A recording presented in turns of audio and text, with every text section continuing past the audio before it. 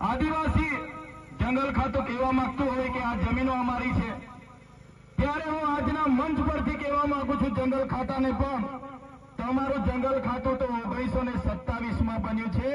અમારા લોકો હજારો વર્ષથી અહીંયા રહે છે, અને જે દિવસે અમારા લોકોને હેરાન કરશો તે દિવસે આદિવાસી વિસ્તારોમાંથી તમારા જંગલ ખાતાને પણ દૂર કરતા અમને વાર નહીં લાગે. તમારા જંગલ ખાતાને પણ આદિવાસી વિસ્તારોમાંથી અમે હટાવી દઈશું, ઘૂસવા નહીં દઈએ. અનુસૂચિત વિસ્તાર છે અમારો, અહીં પૈસા એક્ટ લાગુ છે. અનુસૂચિત વિસ્તાર હોવાના નાતે બંધારણની 244 એકના આર્ટિકલ પ્રમાણે 13 ની કલમ પ્રમાણે આ વિસ્તારમાં કોઈ સરકારની, કોઈ જંગલ ખાતાની કે કોઈની જમીન નથી. આ વિસ્તારમાં જો કોઈની જમીન હોય એ તમામ જમીનો અમારા આદિવાસીઓની છે, આદિવાસીઓ સાચવેલી. આજે જંગલો દેખાય છે એ કોઈ જંગલો જંગલ ખાતાએ નથી બનાવ્યા. આ તમામ જંગલો કુદરતી રીતે બનેલા છે.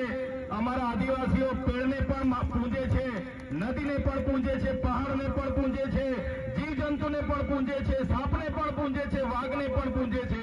આ પ્રકૃતિનું ના જંગલોનું કોઈ સાચવવા હોય તો એ અમારો આદિવાસી સમાજે સાચવવા છે, નહીં કે કોઈ જંગલ ખાતાએ. ત્યારે 1980માં પણ આપણને દાવા હક નથી મળ્યા, અને 2006માં જયારે કાનૂન બન્યો એ કાનૂન અંતર્ગત પણ જે લોકો વર્ષોથી પોતાની પરંપરાગત રીતે ખેતી કરતા હતા, રહેઠાણો હતા, એમના નિયમ અંતર્ગત એમને જમીન આપવા માટે 2006ના અધિનિયમના કલમ 3માં પ્રકરણ 4 અને /5માં લખેલું છે, કોઈ પણ આદિવાસી પરંપરાગત રીતે રહેઠાણ કરે, ખેતી કરે, એને કોઈ પણ રીતે એને દૂર નહીં કરી શકાય, એનું દબાણ હટાવી નહીં શકાય. એની માન્યતા જ્યારે પણ એની ખરાઈ કરવાની ટ્રાય કર્યા સિવાય ક્યારે પણ આદિવાસીને કનગડત નહીં કરી શકાય. એ સુપ્રીમ કોર્ટનું જજમેન્ટ છે, છતાં આ જંગલ ખાતાવાળા હેરાન કરે. સાથીઓ, આપણે તૈયાર થવું પડશે કાયદાકીય રીતે પણ. અહીંયા ઘણા એડવોકેટ મિત્રો પણ હશે. જો સુપ્રીમ કોર્ટ આવું કહેતી હોય અને આ ફોરેસ્ટ વાળા એમની મનમાની કરતા હોય તો કોર્ટ ઓફ કન્ડેમ કરવા માટે પણ આપણે તૈયાર રહેવું પડશે. એ લોકોને કોર્ટમાં લઈ જવા માટે પણ તૈયાર રહેવું પડશે. આ વિસ્તારમાં 1968માં જયારે ઉકાઈ બાંધવામાં આવ્યો, ઉકાઈ ડેમ બાંધવામાં આવ્યો, ત્યારે આ જ ગામોને વિસ્થાપિત કરીને આ વિસ્તારોમાં મૂકવામાં આવ્યા છે. આજ દિન સુધી જમીન સામેની જમીન નથી મળી. એક વ્યક્તિને સરકારી નોકરી આપવાની વાત હતી, મફત વીજળી આપવાની વાત હતી, મફત સિંચાઈનું પાણી આપવાની વાત હતી, છતાં પણ આજે આપણને મળ્યું નથી. ત્યારે આ દુઃખની વાત છે. ઉકાઈ ડેમ હોય, કાકરાપાળ હોય, નર્મદા ડેમ હોય કે કડાણા ડેમ હોય કે કરજણ ડેમ હોય, જે પણ મોટા મોટા પ્રોજેક્ટો આવે છે એમાં આદિવાસીઓ પોતાનું ખૂબ મોટું યોગદાન આપ્યું છે. છતાં આજે દેશમાં 80% આદિવાસી ગરીબી રેખાની નીચે જીવે છે. કહેવાય છે કે ખનિજ સંપદા પૂરા દેશમાં 85% આદિવાસી વિસ્તારોમાં છે. આદિવાસી વિસ્તારોમાં આટલું મોટા પ્રમાણમાં ખનિજો હોવા છતાં આ પરિસ્થિતિ આપણી પેદા થઈ છે. આજે પણ આદિવાસી સમાજ આ ધરતીને માતા તરીકે માને છે, પ્રકૃતિને પૂજે છે. ત્યારે આ ધરતી પર જો કોઈ સૌથી પહેલા આવ્યું હોય તો યુનો કહેવા માંગે છે, આપણો ઇતિહાસ કહે છે કે આ પૃથ્વી પર, આ ધરતી પર સૌથી પહેલા આદિમાનવ અને આદિવાસી તરીકેનો આપણો આ પૃથ્વી પર સૌપ્રથમ આપણે આવ્યા છીએ. આદિવાસી આ ધરતીનો માલિક છે. આપણા આ વિસ્તારોમાં નાના નાના કબીલાઓ હતા, સરદારો હતા, આપણા નાના નાના રજવાડો હતા, રાજાઓ હતા, પણ સભ્યતા સમાજની વાત કરનારાઓ સમાજોએ વિદેશીઓના આક્રમણો થયા, આર્યો આવ્યા, શકો આવ્યા, હુણો આવ્યા, જમીની માર્ગે જેને પણ આ દેશમાં ઘૂસવાનું મળ્યું એ બધી જ પ્રજાતિઓ અહીંયા આવી. સાથે સાથે દરિયાઈ માર્ગમાંથી જયારે વાસ્કોડી ગામા 15મી સદીમાં લગભગ 1492-93માં એને દરિયાઈ માર્ગનો રસ્તો મળી ગયો અને ભારત આવ્યા. ત્યારબાદ તો પોર્ટુગીઝો પણ આવ્યા, ફ્રેન્ચો પણ આવ્યા, અંગ્રેજો પણ આવ્યા. તમામ પ્રકારના લોકો આ વિસ્તારોમાં આવ્યા અને એમણે માત્ર ને માત્ર આ વિસ્તારની જમીનો, ખનીજો લૂંટવાનું કામ કર્યું. જે આદિવાસી સમાજ પોતે સરળ હતો, સંવેદનશીલ હતો, પોતે પ્રકૃતિ પૂજક હતો, પ્રકૃતિના મૂલ્ય સાથે જીવતો હતો, સહકાર સાથે જીવતો હતો, જે ક્યારેય કોઈનું શોષણ નહોતો કરતો, શોષણ મુક્ત જીવન હતું.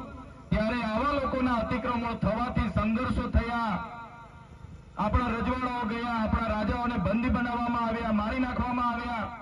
અને જ્યારે જળ, જંગલ, જમીન, ખનિજ સંપદાઓ પર જ્યારે બીજા લોકોએ રાજ કરવાનું શરૂ કર્યું, એને સંપત્તિ તરીકે વિકસાવવાનું શરૂ કર્યું, ત્યારથી લઈને આજ દિન સુધી આદિવાસી સમાજનું શોષણ થતું આવ્યું છે. આજે પણ દેશમાં જો કોઈનું સૌથી મોટું શોષણ થતું હોય તો એ આપણા આદિવાસી સમાજનું થાય છે. દેશ આઝાદ થઈ ગયો, પણ આજે પણ આદિવાસી સમાજ ગુલામીનું મહેસૂસ કરી રહ્યો છે. આજે પણ મનોવાદી શાસન ચાલે છે, સામંતશાહી શાસન ચાલે છે. આજે પણ આદિવાસી સમાજ પોતાની પ્રકૃતિ, પોતાની સંસ્કૃતિ, પોતાના સમાજ સાથે છીનબીન થઈ ગયો છે. આજે દેશમાં ડેમના નામે, આજે દેશમાં જીએમડીસી, જીઆઈડીસીના નામે, ખાણોની ખોદાણના નામે, રોડના નામે, મોટા પ્રોજેક્ટોના નામે, રહેણોના નામે, કોરિડોરોના નામે સૌથી વધારે જો કોઈને વિસ્થાપિત કરવામાં આવ્યા હોય તો એ આજે આદિવાસીઓને કરવામાં આવ્યા છે. આજે દુઃખ સાથે કહેવું પડે છે, આજે દેશમાં 1,40,00,000 આદિવાસીઓ બેહાલ છે, બેઘર છે, બેબસ છે, જેમને વિસ્થાપિત કરી દેવામાં આવ્યા છે. પણ આજ દિન સુધી એ લોકોને આ એમનું વળતર, એમની જમીન સામેની જમીન કોઈ પણ પ્રકારની સરકારોએ સુવિધા નથી આપી.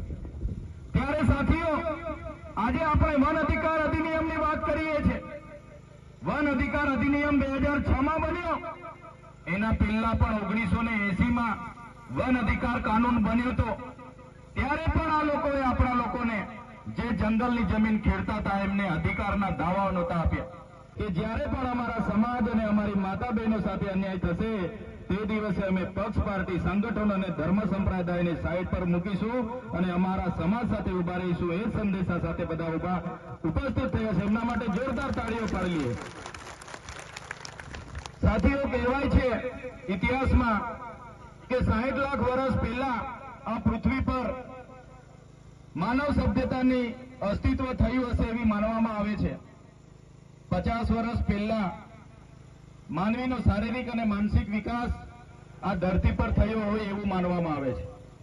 આશરે 10,000 વર્ષ પહેલાથી ખેતીની સંશોધન થયું, શોધ થઈ, અને જ્યારથી ખેતીની શોધ થઈ ત્યારે આદિવાસી સમાજે ખેતીની જમીન, એ જમીનનો માત્ર પોતાના નિર્વાહ માટે ઉપયોગ કર્યો છે. ક્યારે આદિવાસીએ